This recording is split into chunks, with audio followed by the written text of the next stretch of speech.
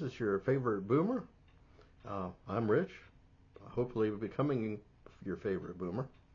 You'll note today I'm in a different chair. My heavy bottom broke a spring in the other chair, and so it's going to have to go get repaired. So now I'm sitting about 8 feet off the ground with everything moved up. So excuse me if this is a little bit less than comfortable. Not as close comfortable as my old chair. This is episode 4, and we're going to talk about some preparations that you want to take care of in advance of your becoming an orphan. And these are some things, just nuts and bolts. And some of these things may apply to you and some of them not. I'm just going to tell you what we did, and they worked out pretty good for us, but it was just our particular situation, and we did this on advice from some other people who had been through this, so I'm kind of passing it on for you.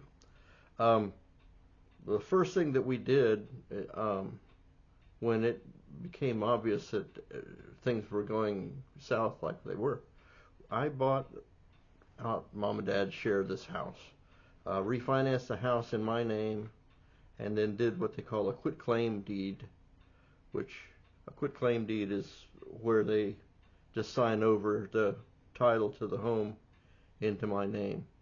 And what I did was then I put the money for their half. I'm still paying for it, obviously. I'm here 10 years later. But I used that money later to take care of their nursing home expenses, burial expenses, and sundries, just take care of Mom and Dad. And that was probably a good move, tax as far as tax goes. And the nursing homes, they got to get paid every month, and then they want to spend down all of your parents' assets until there are none, and then they move over to a different mode where they use Medicaid to pay for the nursing care.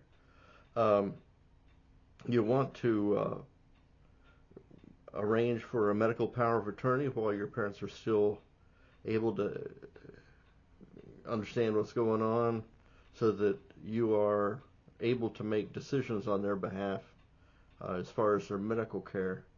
And then also, while you're there with the attorney, what we call a durable power of attorney, which allows you to make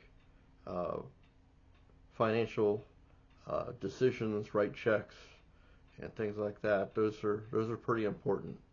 You want to take care of that early, so that while your mom and dad know what's going on.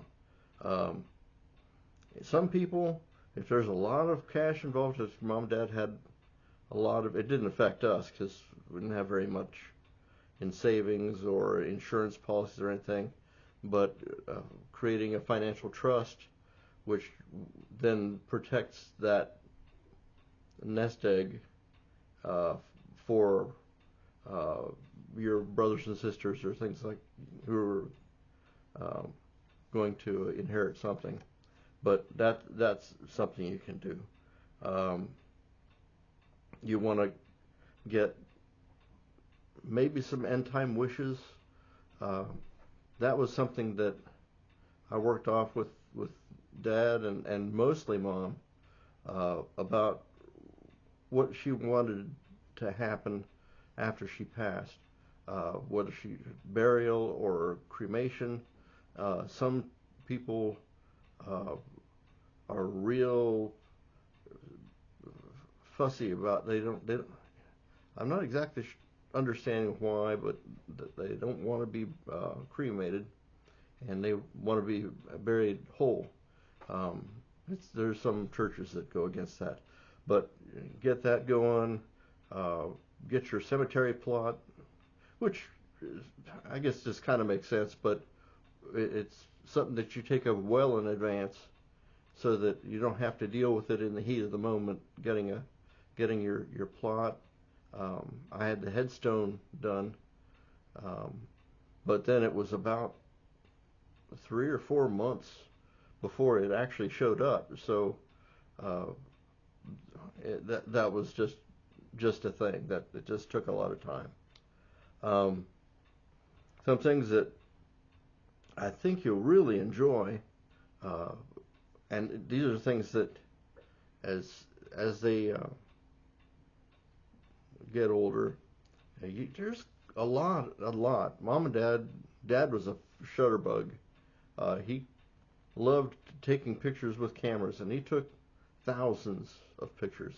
And this is something I wish I had done, and I failed to do it because I was so busy with details, and with Mom too. Really, I was always working, getting things going. We'll talk more about Mom next week, but just kind of keeping things running was just pretty much about all I could do. But I would love to have had taken those pictures out and written on the back of them who the people in the pictures were, what was going on, uh, some genealogical information, like, this was your great aunt Karen, or this is my grandfather.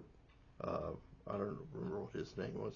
I've been doing some Ancestry.com stuff too, and this will allow more information to pass on, and it gives them an opportunity to tell you stories about what life was like when they were younger, and that was something that I did do, uh, particularly with Dad. Not much with Mom, but I did get a lot of stories about what life was like during the Depression, and what he went through during the wars, and things that you think about. You see them in movies, you see them in really old time movies, and you get a little context of what was going on in Mom and Dad's life during that time. And I found that very um, satisfying. And then looking back on it, it gives me something to smile about when I look at some pictures. Now, a couple years ago, we had a flood, and basement got about this deep in water, and it knocked over a shelf, and thousands of pictures got drenched. I still have the negatives, but I just don't have the means, or the means to have those turned back into pictures again.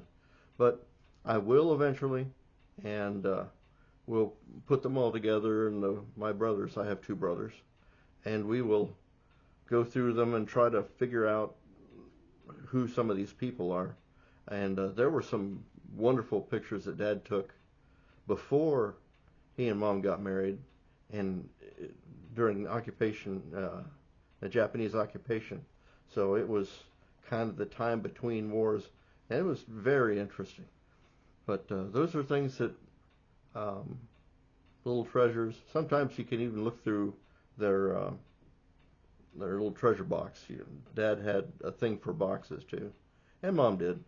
And they just kept stuff in little boxes and bags, and they were hidden around. And while we were cleaning up their rooms and getting things organized for them, we found things, and we got stories. What is this, and where did this come from? And that was pretty nice too. Anyway, that's about all we have for today. I will keep these. This was, oh good grief, I'm at 9 minutes now. But I'll try to keep my videos pretty short so that you don't have too much to digest over the course of time. And we'll try to make the next one a fun episode. So we'll talk to you soon. This is your favorite Boomer Rich, and we will see you next time. Bye-bye.